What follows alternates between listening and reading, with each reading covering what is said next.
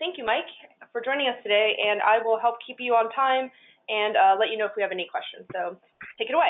Great. Thanks, Carrie, and good afternoon, everyone. I'm sorry that we're not able to meet face-to-face, but I'm sure we're all better off for that. I'm in my home office, and it's my dog, Sophie. So anyway, it's good to be here again. I've worked with Kevin Schneider, who you've heard from a couple of times this morning, and he'll be following up my slides after a few minutes, and we'll both be, I think, willing to take some questions from you. So next slide, please, Carrie.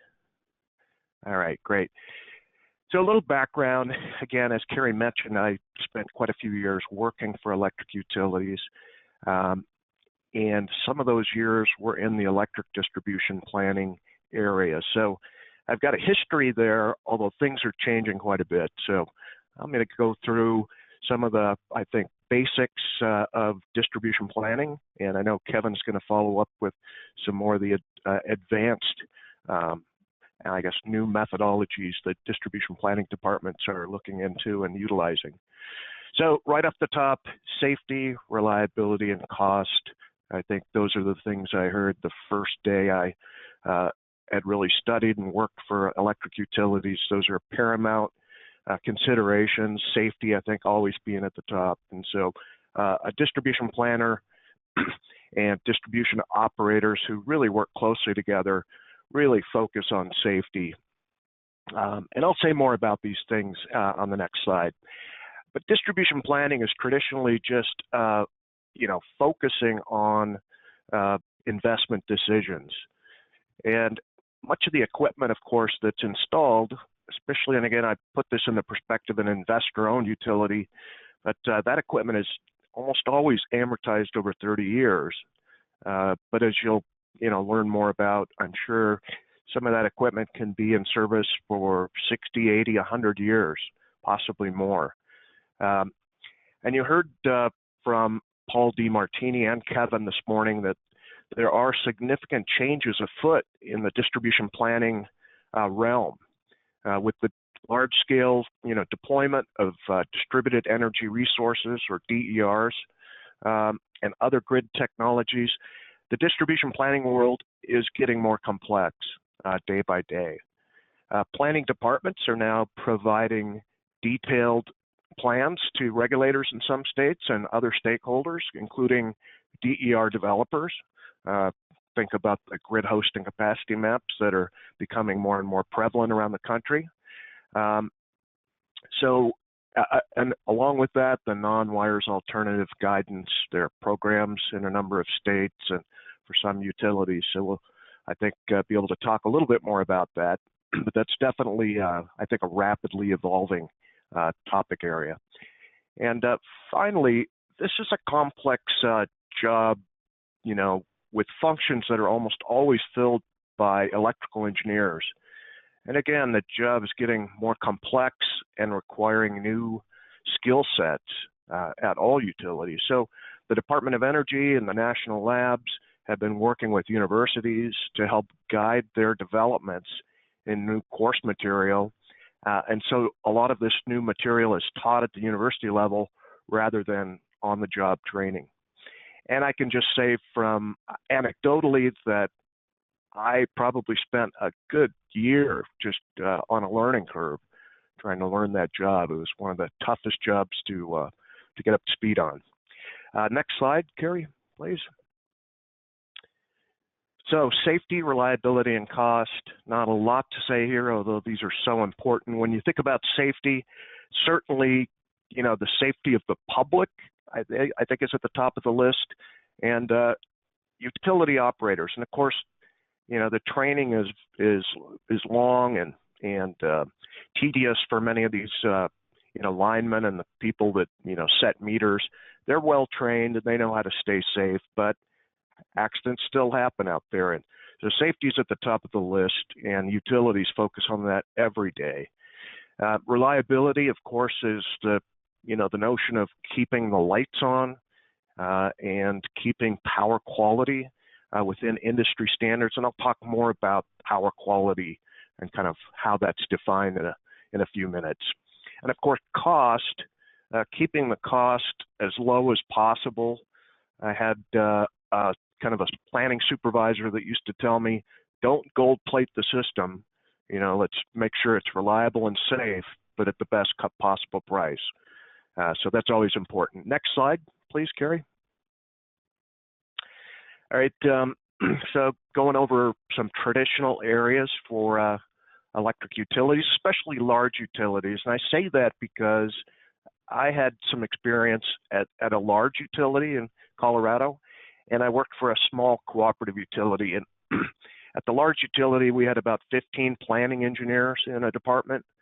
At the small utility, I was the only planning engineer, and I had other functions. So I'm prefacing this that this is typical of the larger utilities that have the time and resources to do all of these things. So load forecasting, I'll start out with that for distribution planning engineers, kind of begins with a bottom-up method as each feeder is analyzed with a keen focus on the capacity of the individual feeder. So again, planning engineers just keep an eye on and track the load of each feeder, the peak load, make sure that they can serve their customers.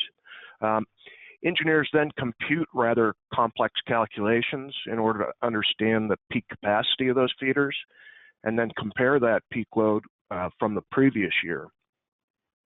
A very key area of focus is to forecast on where new loads will be coming online and changing the peak load on the feeder. So if, for example, if a new shopping mall or a new campus of some sort is coming online or a new subdivision, the planning engineers work closely with other members of the utility to track where that is happening, when it's going to come online, do complex load forecasting, and plan. Again, it's all about planning, but plan to make sure that they can serve those new loads safely and reliably and not overloading the feeder. Because things do change and projects often take a year or perhaps several years, depending on where you're at and what the challenges are for getting permits, a 3 to 5 year forecast is common for electric utilities. You really do have to look out several years and forecast when these new loads are coming online. And traditionally, when I was a planning engineer at the investor-owned utility, we always saw a year-by-year increase in loads, and that's no longer the case for all utilities on all feeders. I think with the advent of like LED lighting, for instance, and other energy efficiency measures, and even some businesses shutting down, the growth is not always happening like you see on this graphic, where the red line is kind of represents the limit of a circuit, and the blue line is kind of a year-by-year load projection. And that load projection may not be rising in all areas. As a matter of fact, it clearly is not. But it's the job of the planning engineer to look at each and every distribution feeder. And I myself had, I think, about 150 feeders that I, kind of had the care and feeding responsibilities for. And so if a feeder is going to reach that maximum capacity, where that blue line would reach the red line in that graphic, plans must be made to upgrade the feeder. And because things just can't be built, in a month or two, it typically takes a year or more, depending on the size of the project. There may be other measures that need to be taken, including transferring loads to other adjacent feeders, or possibly, again, upgrading a substation or building new substations. Those kind of projects typically take several years to get completed. And finally, the distribution load forecast is shared within the utility. That's shared with the substation engineering group and the system planning department. And the system planners are the ones that really watch the transmission system and the bulk power system, and they make sure that their systems are capable of serving all of the substations. So this is kind of a bottoms-up load forecasting approach, and it's easier to make changes on the small system. The smaller the voltage, the smaller the scale, the faster a utility can react, and typically the lower the cost. But as you start impacting substations, or transmission systems, I think most everyone understands clearly that those can take possibly years to get updated and installed. Next slide, please. Okay, so tracking reliability metrics at the feeder level is a key area of focus for the distribution planners. They often watch feeders that have the more, I guess, the poorest metrics and take steps to improve the reliability. So I would always get a monthly report in my previous jobs. I'd look at the feeders that kind of bubbled up, that had more outages, longer outages, and those got the attention. Those came to the front burner, so to speak. You know, planners need to determine the feeders that have that highest priority to remain energized during abnormal conditions. In other words, if you need to identify, this is a common function for a planner, you need to understand which feeders have loads like hospitals, prisons, you know, other medical centers or urgent facilities, and keep those feeders kind of at a higher priority, because if there's a problem on the system, you know, automatically many of the feeders are programmed to drop offline, to shed load, to keep the system up and running. And so that's one of the roles in terms of the under-frequency load shedding. One of the challenges with that particular issue is that we now have more and more DER spread out over, you know, thousands of distribution feeders around the country. And we've got this traditional under-frequency load shed scheme where we're dropping feeders in the event of too much load and not enough generation. And we've had situations where dropping feeders has actually dropped more distributed generation than load. So this is an area of, I guess, new focus for utilities, just one more new challenge that comes with massive deployment of DERs. And finally, you know, planning engineers really do need to keep track of any large projects, special projects, things that are politically sensitive, like a new college campus, arena, perhaps new airport.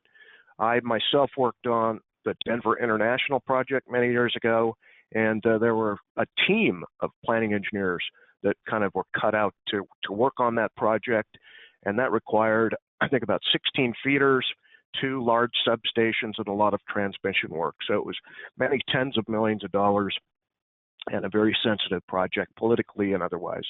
Okay, next slide. Planning engineers have an array of sophisticated computer software to help them understand the complex issues and relationships on the distribution systems. So they have these tools available to help the planners design their systems and meet requirements and avoid overbuilding. And I'll just say one more thing about overbuilding.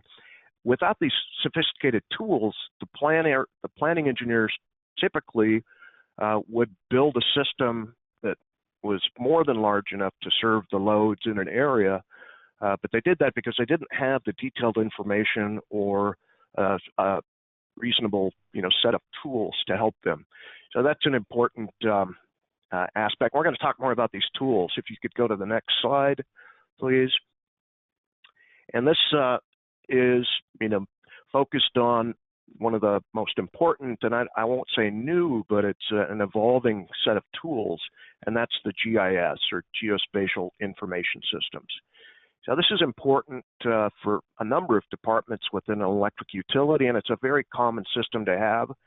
I guess I'll list some questions in a few minutes that you may use for the, you know, the regulators in the audience when you do talk to utilities about GIS systems and what the utilities are doing in that realm.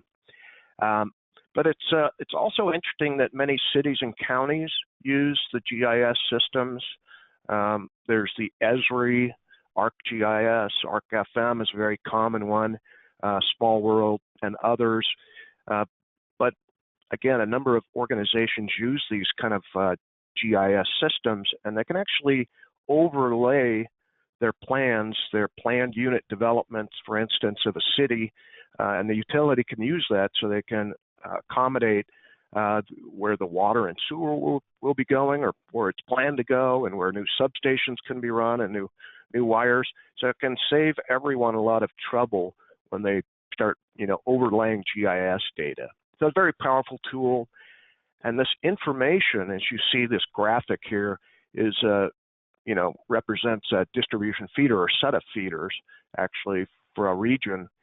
And that information can be extracted to a more complex tool for the planning engineer. So if you would go to the next slide, please. There are a handful of distribution modeling tools available for the distribution planning engineer. And an electric utility will typically choose a platform and then stick with that platform because of the large investment. And if you think about, purchasing software and then paying an annual charge to use that software, which is, thousands of dollars per seat, per user, it's a large investment in that alone, but then you've got the training that goes with that, and you've got a process involved. So again, my experience is, and it's a good topic of discussion perhaps as you talk to your utility colleagues in the future, you talk to them about the type of modeling systems they use and what kind of cost do they incur for that. It's significant, but it also is a very, powerful set of tools. Some of these are power flow tools that are shown in this graphic and on the list of bullets, but others help the utility engineer, the planning engineer, design the protection so that if there's a fault in the system, and faults happen every day, lightning strikes, tree branches fall, you name it, a car hits a pole, you want to make sure that when there is a fault in the system and a power outage, that you don't take out an entire feeder or an entire region. You want to minimize that, and that's why protection coordination is so important. So these platforms here, again, I've got kind of SIME and Synergy. Those are very common for the investor-owned utilities, and MillSoft has been adopted by the cooperative utilities for the most part nationwide. Those are just kind of rules of thumb of who uses the software. There's plenty of examples, and you can see other software listed that are in use. So they're very powerful tools to help the planning engineers make decisions. And you know what? I know that I had a polling question, and I actually was going to ask it after the last slide, but this would be a fine time, Carrie, having to do with the GIS systems. Can you pull that up? We're getting it. Great. I wanted to ask everyone about their understanding of the GIS systems. So really, just a basic question. Are you familiar with GIS systems? So it's a pretty simple poll question. I just want to find out where everyone's at with this. Not familiar, or you are familiar, and maybe even yes, and organizations that are using GIS systems.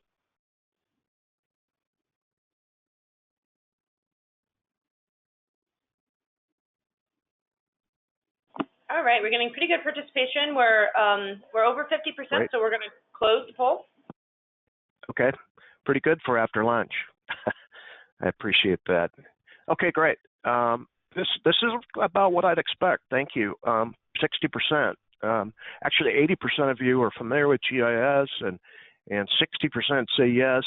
And you know that utilities in your state are actually using these systems, and I hope that's the case. It's a powerful tool, but again, it's a big investment for the utilities. So that's great. Thank you. And hopefully now, after our session, you'll become more informed about GIS, and you'll answer that, yes, I'm at least aware of the GIS systems. Okay, next slide, please, Carrie. All right, I'll go through this fairly quickly, but I just want to talk about part of the planning process for the engineers is to understand the system risks and to plan around contingencies. As I was just mentioning, outages happen, equipment fails, cars hit poles, lightning strikes, animals do damage, and you have to come up with a contingency to work around that. It's not okay to have a failure and then have your a block or a region out of power for a full day or two. You've got to quickly be able to get out with your trouble people and switch around the problem. And then that's kind of the, I guess, the N-1 contingency design factor that planning engineers typically look at. And there may be greater N-2. I mean, you could have, you could even design a system like they do in New York City to be able to, operate with more than one failure. So it's very important.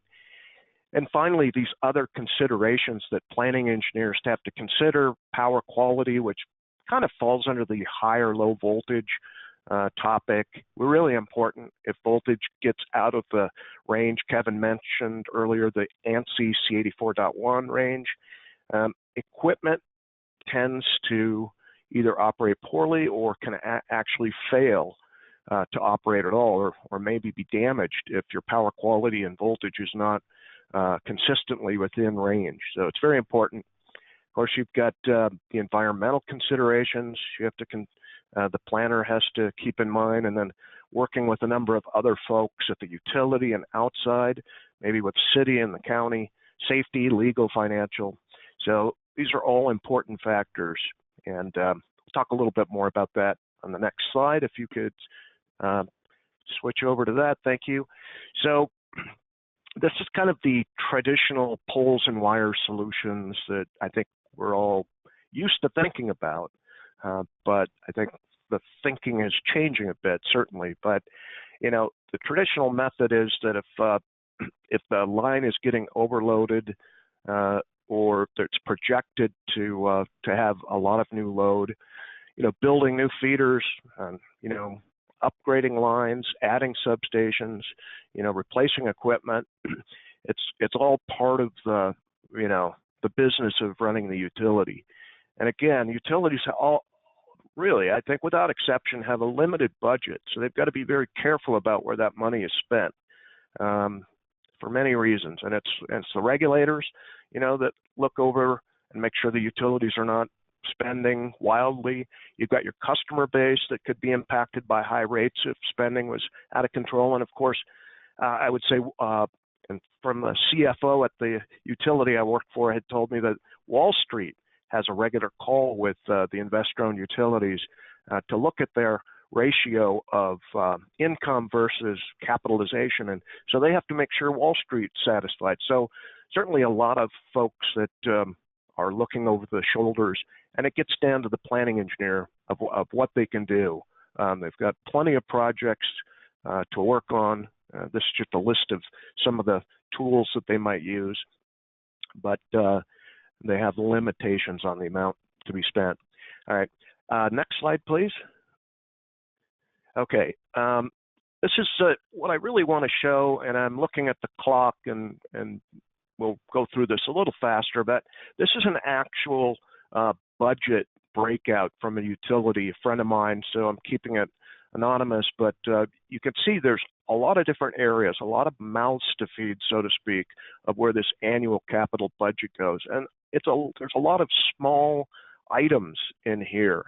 And for the most part, I guess traditionally, commissions have not looked terribly close at many of these small items. The big ticket items like a new power plant or a long new transmission system got most of the attention.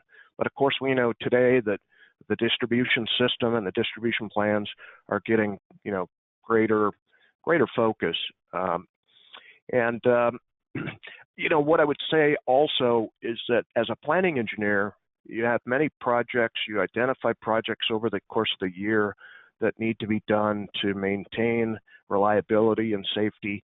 And the amount of money, the budget that you're allocated is, typically when you look at the top-down look, from the corporate level and the governance team, they often don't have as much money as you'd like to spend on the project. So you have to prioritize these various projects.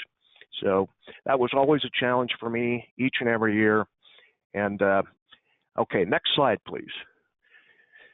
Just a quick word about construction allowance and DER mitigation costs. And I just wanted to bring this up that in my experience and talking with other utility colleagues of mine, it's common for at least the investor-owned utilities to offer some kind of construction allowance for new loads coming online, and it may actually pay for a new service to serve a home or a building.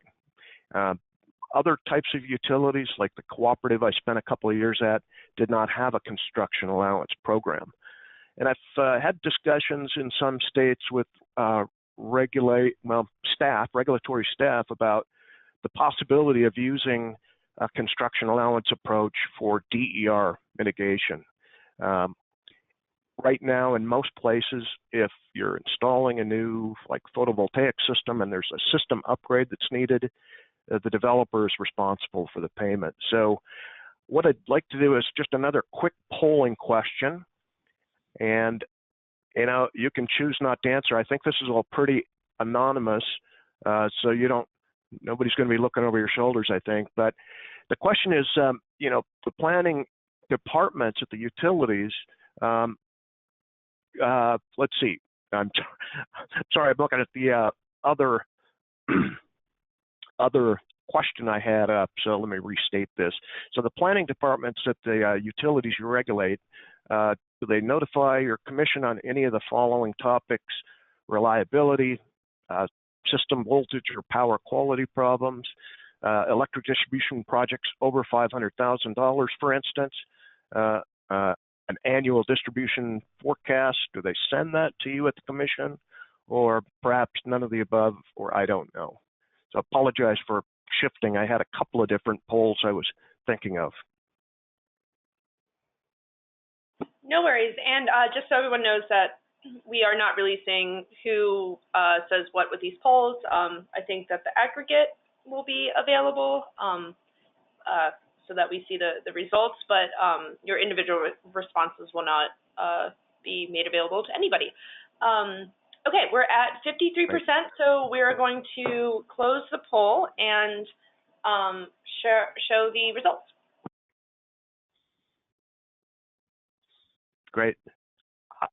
This is very interesting, and I find it, I guess, not surprising at all that reliability is at the top of the list. And it's interesting to see that some of the commissions are receiving a kind of a distribution forecast or overview report. And I think that's becoming more and more of interest, and maybe even required by a number of state commissions. So, yeah, reliability almost encompasses the second item, the system voltage, power quality. It's kind of, they tend to bleed over, but it's a matter of operating your grid in a reliable, good power quality measure. But thank you, Carrie. That's great feedback. Appreciate that. And let's see. All right. If we go, I've got a couple more slides, and then I'll turn it over to Kevin. I just wanted to kind of come up with some basic questions that you might consider. And this is really for kind of the regulatory folks, but hey, any of you, if you're talking with the utility folks, you might inquire as to a little bit more on like the GIS platform. What do they use? When did they start using it? How accurate is it? That's a big challenge, and I've asked many utilities, and every one of them that I've talked to has said we are challenged to keep our data updated and make sure it's accurate, and that we have teams of people in many utilities to keep that data updated. What is being planned? Are they, this is adding the secondary wires. I know of some utilities that are working on that aggressively, because they typically just modeled the primary distribution lines. Adding load points or customers. All right, there's all kinds of information you could ask. So I would just, I guess, suggest that you look at this list, and if you do have a discussion or something comes up with the utilities at the commission, you might consider some of these. And feel free to reach out to myself, or I'm sure Kevin Schneider, and we could help you develop even additional questions. And let's go to the next and I think final slide for me. Just a few more questions that I think are relevant, and it kind of goes hand in hand with the previous topic of the GIS system, and that is what kind of distribution system power flow platform does the utility use, and how many of the staff are trained to use it? What kind of cost have they incurred? Are they updating that system? Are they changing it to a different system? Lots of information they could be asking, and these modeling systems can be used to help model the potential impacts of DERs on their system. And as Barry Mather, who spoke before me, we've said for many years, kind of jokingly, you know, maybe one day the utilities will have an easy button so they could just click on the map, show the DER system they want to install, and let the computer say if there's going to be any problems or if an update needs to be done. So that's it for me. I don't know if there's any questions, Carrie, but if we could certainly just switch it over to Kevin at this point, or I'd be happy to take questions. I am not seeing any questions come in from the audience, but it is a reminder that you can send in questions at any time. We can flip to the next slide to get Kevin up, or Kevin up. Are you there, Kevin? Yes, I am. Okay, well, one of the things that Michael was going through is you showed a lot of different tools that were listed on there. And a key differentiation when you're looking at any type of studies, whether it be planning or operational, is you have what I would call a commodity study and what is research. And so this is a kind of a classic discussion that'll come up and people will say, oh, well, that type of analysis can be done. The question you always have to ask is, well, is that the type of analysis that can be done as a commodity analysis by a utility with tools that are off the shelf and well-known practices? Or is it more of a research level type of study that you would need national laboratory, university type folks to look at? And so kind of starting with, you know, the classic one would be a substation capacity type study, where that's something that arguably people understand how to look at and how to do, where you're going through and figuring out, you know, how long can we go before we need to put in a new substation or replace some level of equipment in there. Transformers are often the limiting element there, but sometimes it's the takeaway, the underground cables going out of there. And so there's been a number of different studies that have been done out there that are standardized. And this is kind of an example of one where you can look at some of the plots over time when you look at the years.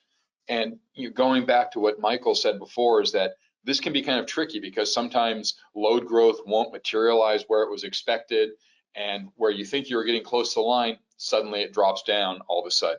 Or perhaps you can move it to another area where you can get some relief on there. Next slide, please.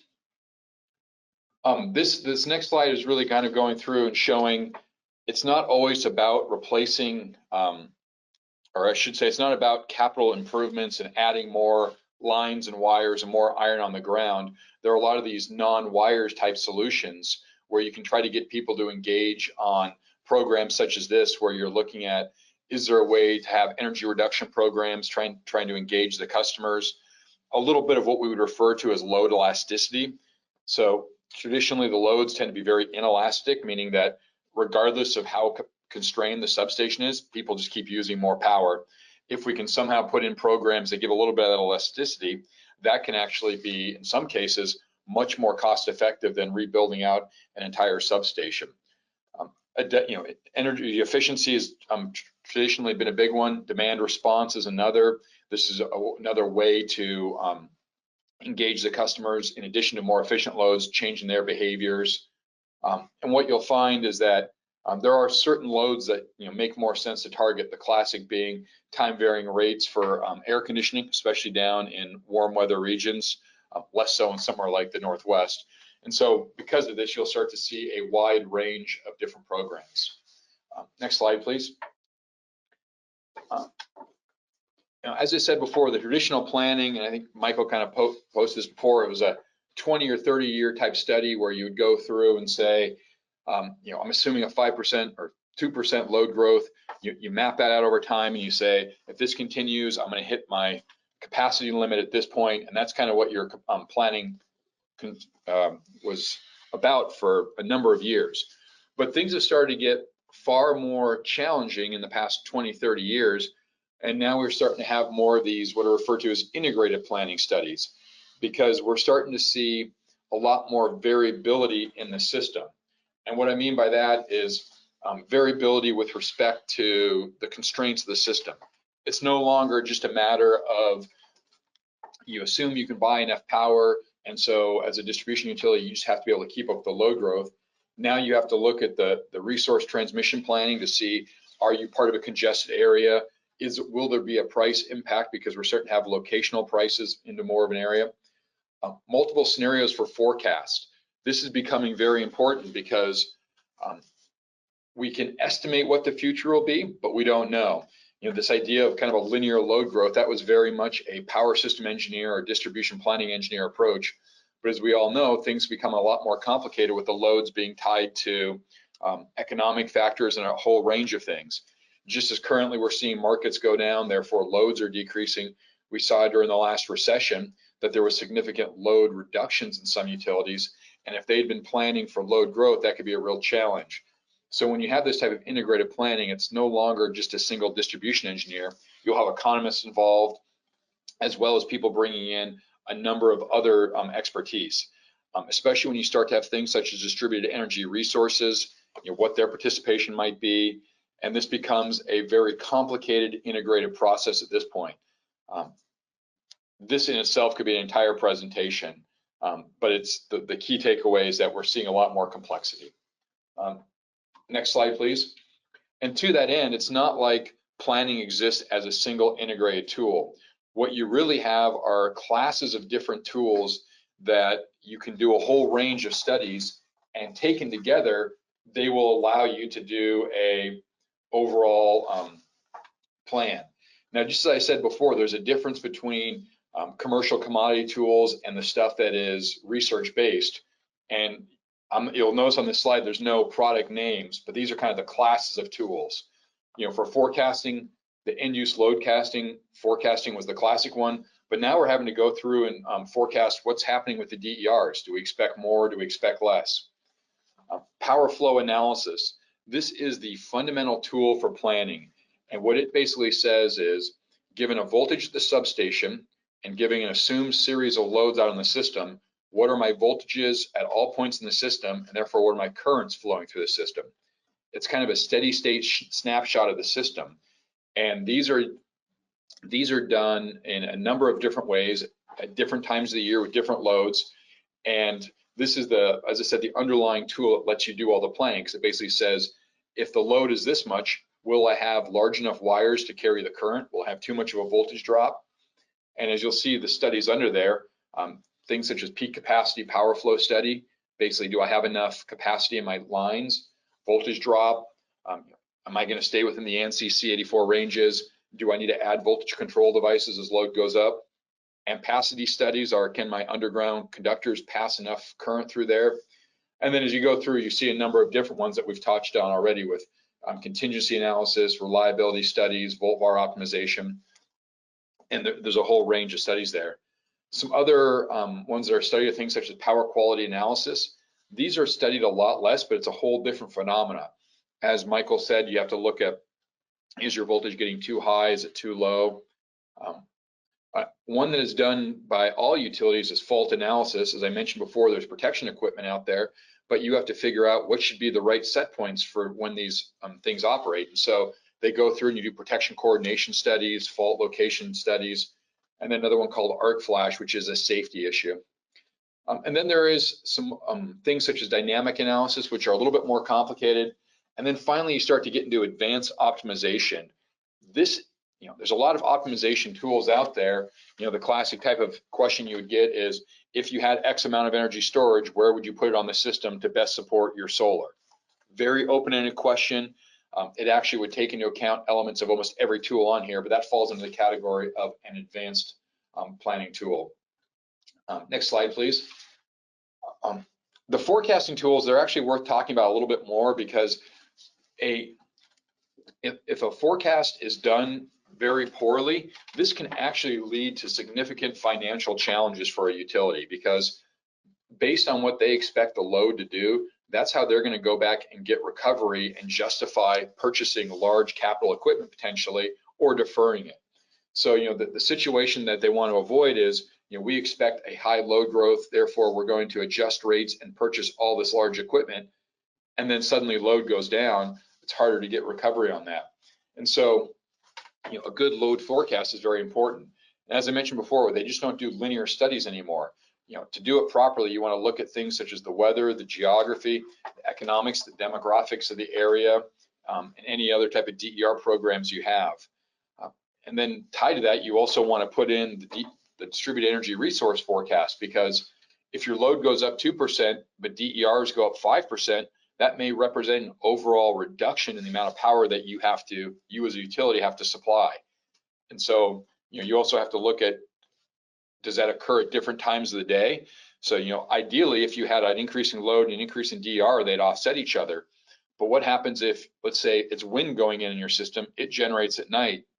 Well, if it's generating at a time different than your peak load, it no longer reduces your peak load. So maybe even though you're selling less power, you may have to put in larger equipment because your peak load's still there. So, other things that can impact the forecast are historic adoption rates for technologies, DER incentives, and various procurement programs. What you get out of this are what are called load profiles across circuits. This is kind of a nice smooth curve that says, for this circuit, this is what we would expect the load to be on a typical day. Now, the challenge there is that while it's possible to aggregate a lot of data and get a typical day, you're always worried about what happens if you have an abnormal day. And so there is a certain level of uncertainty associated with these forecasting. And then for the DER models, it can become even more complicated because you have to bring into account the market information, which is really driving why are people deploying these distributed resources, where might they go?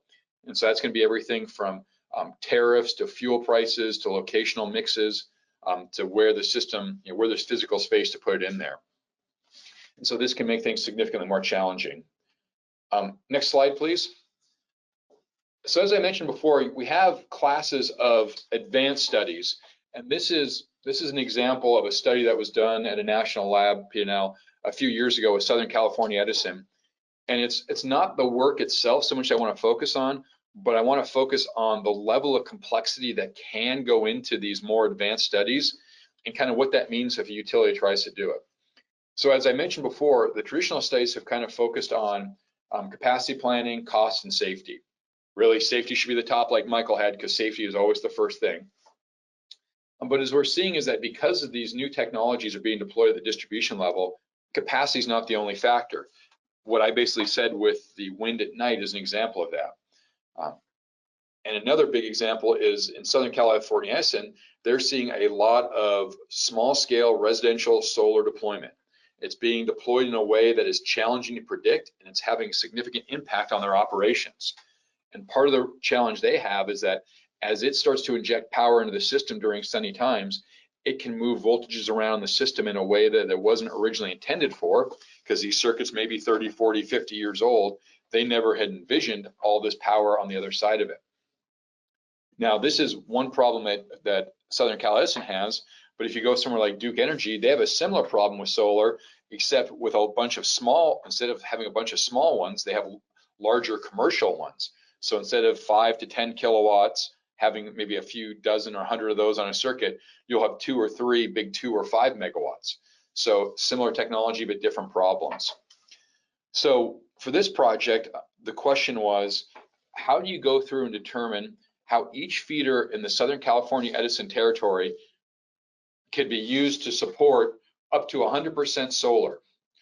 And the challenge with that is that that is not something that is readily available for a commercial off-the-shelf study. So as this study, we went in and we looked at 15 prototypical circuits that represented the larger number of circuits in Southern California Edison, which was several thousand.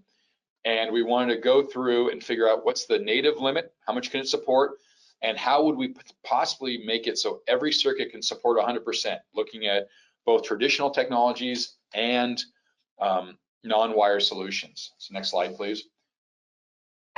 This was not a standard study, so it was very challenging. And so step one was to define the key metrics. And while this may sound relatively straightforward, it's not always. The question was, what is and what is not an operational limit that would prevent the deployment of additional solar? There's a lot of different things that could prevent it, but we had to say for this study, what would they be? Then the next step is we had to have a series of models that would be able to do full studies over the case of the entire year. And we did what are called time series models, because instead of just doing a single snapshot of power, solar varies throughout the day. So we had to have simulations that would run a simulation for every minute of the year, and then you would look at how things vary, and that allows you to track changes in operations. Then we had to go through, we did Monte Carlo type simulations, because when you're talking about large numbers of deployed solar, I don't know exactly what that deployment will look like in 5 years. You know, we have a good idea based on various factors such as incentives, socioeconomic modeling, things of that nature. But what it means is that you have an uncertain future, and so you have to run multiple scenario or simulations for different scenarios. Then you have to run all of these scenarios to determine what the native limits are. And so in this case, we looked at 50 simulations were conducted for each penetration level from 0 to 100%. So at 0%, 5, 10, 15, 20, all the way up to 100, we did 50 different simulations, each with a different adoption model. And for each of those, we ran through these simulations for a full year, and then we looked at these 10 violations that you see listed. And they were looking at things such as thermal overloads, high voltages. The key here is that these were all limits that were agreed to by Southern California Edison. Next slide, please. And once we did this, each circuit was run for 4,000 time series simulations, and we built this plot like we have to the right. And what it shows is, as you move from the penetration from 0 at the left to the right, how many occurrences of a violation do you see? And so at 0%, there's no violations, but for this circuit at 5%, we already have 15% of violations at that penetration level. Once again, being 15% of those 50. And then as you move up, you start to see other types of violations come in. This is a pretty classic example, and what it points to is the fact that you're no longer looking at a single factor making a decision. A lot of different things are playing in here, and multiple factors can be a limiting issue here. And so we were able to do this for each of the circuits going through the system. Next slide, please. And so that gave us the native limit for each circuit. Some circuits, as Michael said, you know, they're not all the same. Sometimes it was relatively low at 5%. Some circuits could provide 60% with no problems. And so what we did is for each of these prototypical feeders, we went through and said, what's the native limit? We have these because we've made these plots. But then we said, how can we get up to 100% on every single circuit? What would be representative adoption or technology upgrades? And we looked at traditional methods such as adjusting existing voltage regulators, adding more voltage regulators, adjusting capacitors, reconductoring elements. But we also look at some of the advanced technologies such as fixed power factor inverters. So instead of having the inverters just output active power, have them play with the reactive component as well. We looked at some of the advanced inverter controls such as California's Rule 21, which is a little bit more of a dynamic type of control. We looked at centralized battery, and we looked at behind the meter battery storage. One thing I want folks to really take away from this is that this becomes an incredibly complicated study that took us years to do. And so it's a classic example of just because a study has been done by someone doesn't mean it can be replicatable at every utility, especially at utilities that have much smaller organizational staffs. Next slide, please. So the key thing is we were able to go through all of these studies, you know, 4,000 per circuit, and then we went through and did that for 15 circuits. Then we built out different technology upgrade paths so that all the circuits to get to 100% under all the different scenarios. The big takeaways were that most every circuit could support 100% penetration once you had the proper technical strategies. We did not look at the cost element, at least it's not publicly available. There was some work done internally with SCE, but that was with their cost numbers, and those couldn't be shared.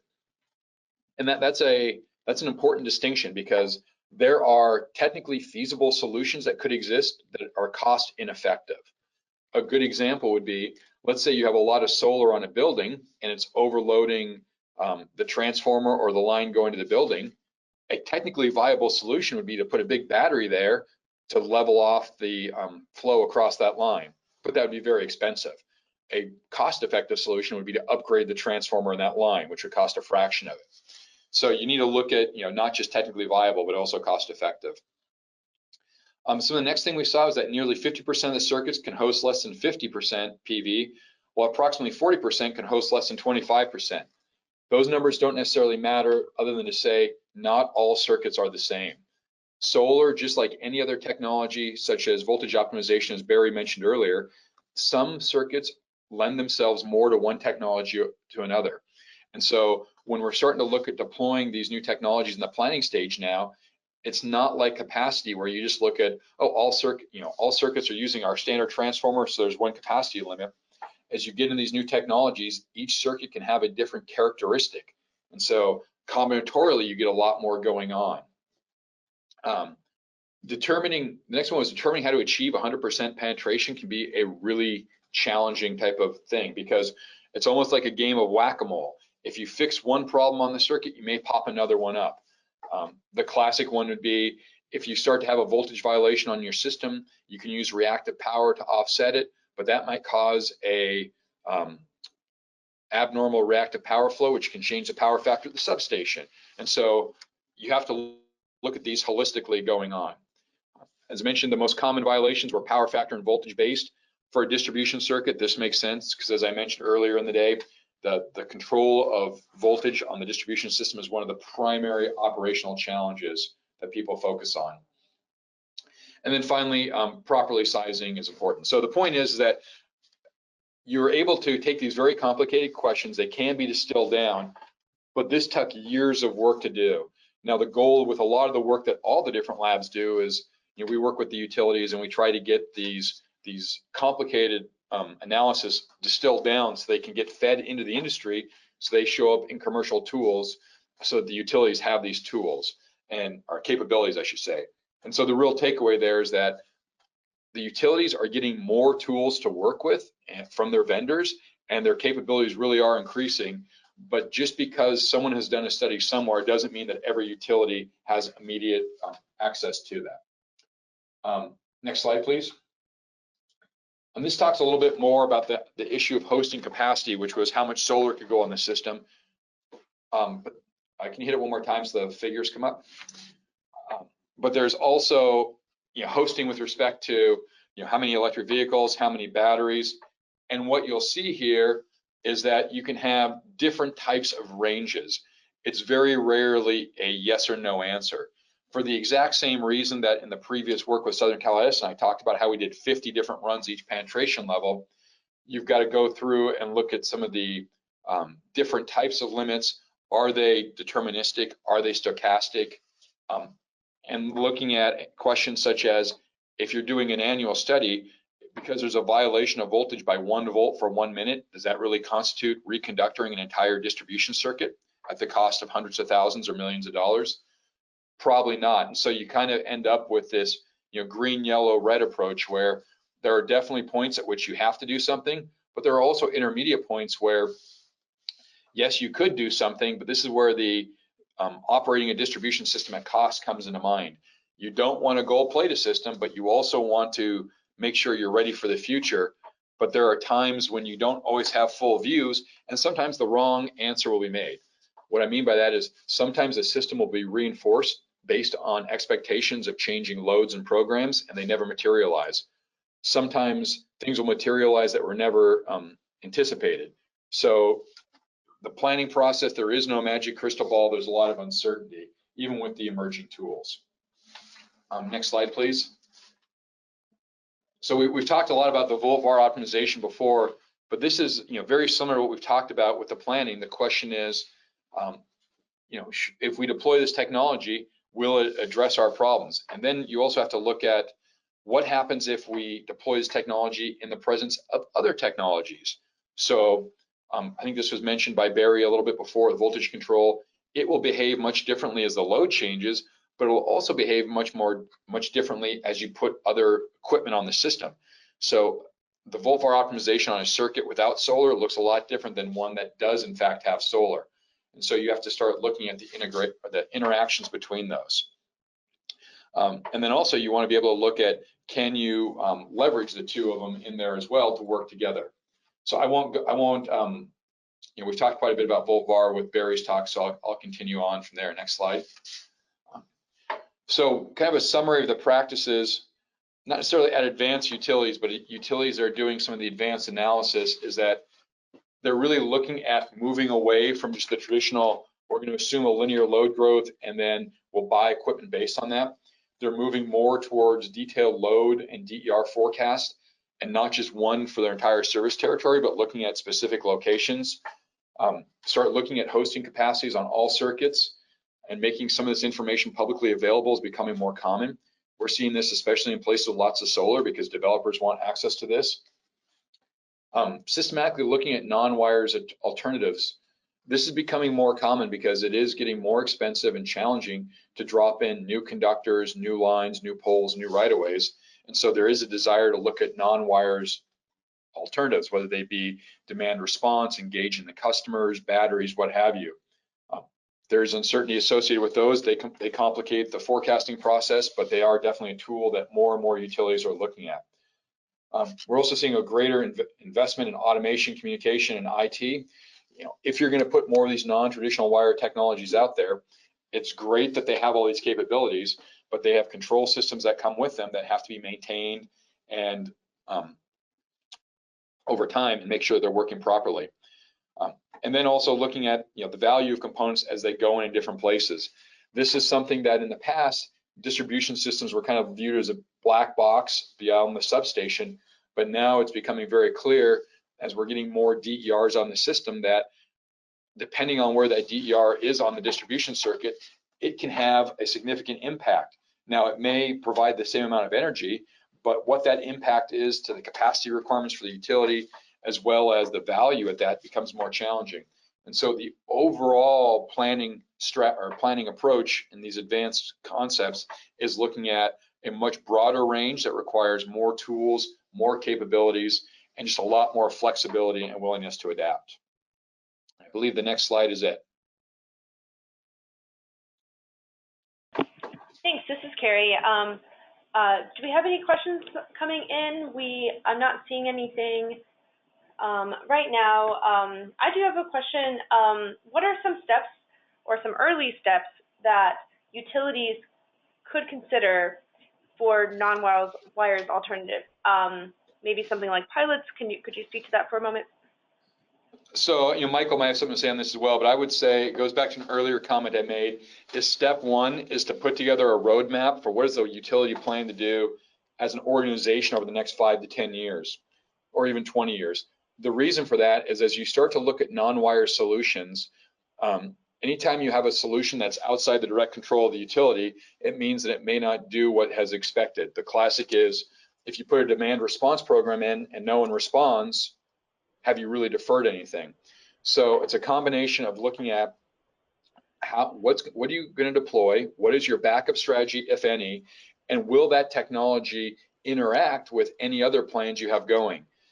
Once again, going back to Barry's comment before of, if you look at something like conservation voltage reduction, it's a great way to get energy efficiency, reduce peak loads.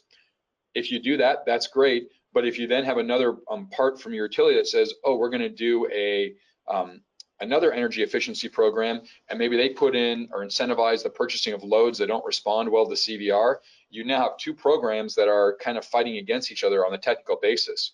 Now, maybe they work together, maybe they don't technically, but I should say organizationally, but you want to evaluate that so you can make an informed choice and not inadvertently have programs struggling against one another. Michael, anything you want to add to that? Yeah, thanks, Kevin. I think you said it very well. I think a lot of the utilities that are kind of starting to experiment or have been for a couple of years with non-wires alternative projects is really just trying to make sure they can meet the load relief that is needed. I think about the project, the Brooklyn Queens Demand Management Project in New York is one that we've done kind of a deep dive study on. And it's been a challenge to make sure that they can really relieve the load on those peak days. And New York's had some challenges last summer that were in the news, and it wasn't in this particular area, but they're finding that there's a lot of research and perhaps more communication and control that may be needed to add to this. But yeah, it was a great question, and I look forward to seeing more non-wires alternatives projects roll out. And a final comment would be, it's just very difficult to relieve the load on a single feeder. I think you can have a greater success in a wider area. Thanks. Wonderful. Well, Michael, thank you. Actually, one thing I wanted to add to that is Michael brought up a really good point there, is that on wide scale planning, you have a lot of flexibility because you have the diversity of loads of everyone doing things slightly different. As you get to the distribution level, you're now at a point where what one person does will have a very large, or will have a significantly larger impact on that one point in the system. So as you're dealing with localized distribution problems, it's not as easy as if you're trying to do load relief across 24 substations. Great point. Thanks, Kevin. Well, thank you both, Michael and Kevin, for your participation today. I am going to turn it over to Lisa, who will introduce our next panelist.